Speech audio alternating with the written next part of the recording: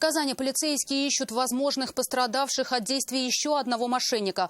После заявления 80-летнего пенсионера сотрудники правоохранительных органов задержали 31-летнего мужчину.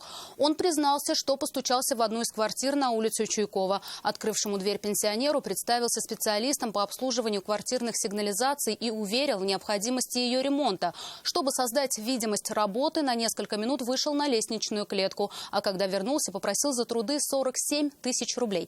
Пенсионер расплатился, но позже догадался об обмане и обратился в полицию.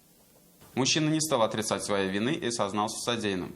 По данному факту следственными органами возбуждено уголовное дело по признакам состава преступления, предусмотренной частью 2 статьи 159 Уголовного кодекса Российской Федерации «Мошенничество». Сотрудники полиции устанавливают его причастность к аналогичным преступлениям, совершенным на территории Казани.